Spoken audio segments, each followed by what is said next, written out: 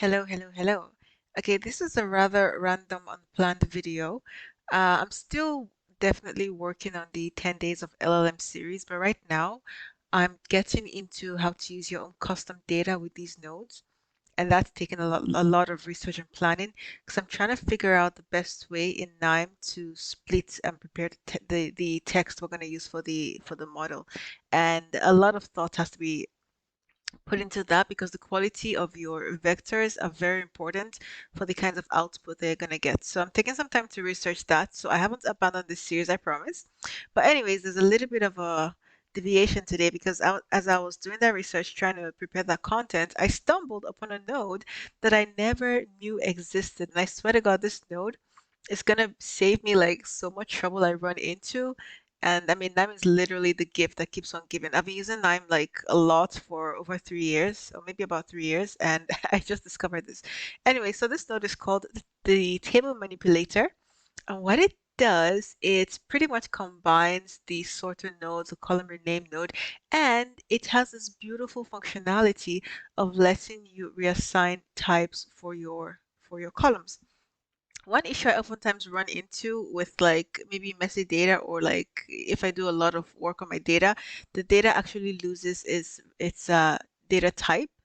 And sometimes it's a pain to resolve that. I oftentimes resort to using the column rename, but then I don't always have the option I want to because the column rename, it only shows you a couple of options depending on what the type already is.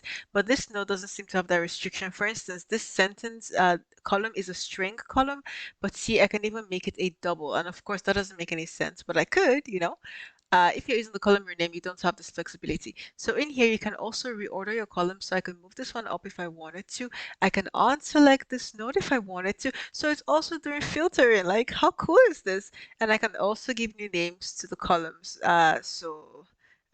Well, I'm not creative today. I'm just going to call this sentences. So I can give my new names. So this node is literally combining the sorter node, the column filter node, the column rename kind of, yeah, column rename definitely for renaming, and also this functionality to change your variable types. And I just discovered this and I had to share it because I don't know if everybody knew about this and I'm just late to the party, but this node lets you do all of that. And I think that's just like the coolest thing.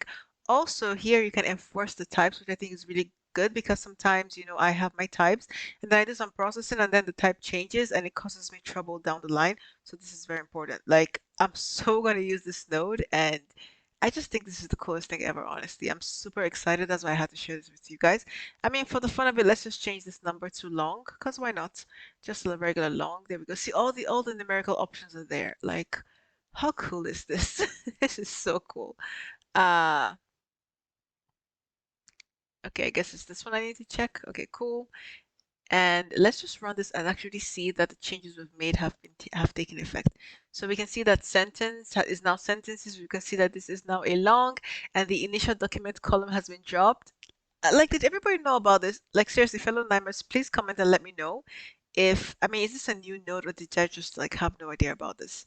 But yeah, so this is how you can easily manage your table. You can change the column names. You can assign your data types and force them if you want to. You can resort things. Really, the job of so many nodes all in one, and additional functionalities, which have been a struggle for me to get to work in the past. So I just had to deviate from my schedule and make this video. Yes, I'm still working on those. I'm hoping to get something out definitely this week, hopefully by Saturday. And I'm just gonna, record a bunch. So you're gonna have at least three to binge if you want to binge it. I think it's about to get more fun because a lot of people want to use ChatGPT to chat with their PDFs, their own data. So this is gonna show you how to do that. Anyways, this is the end of this video. Thank you for watching. I'll see you in the next one. Goodbye.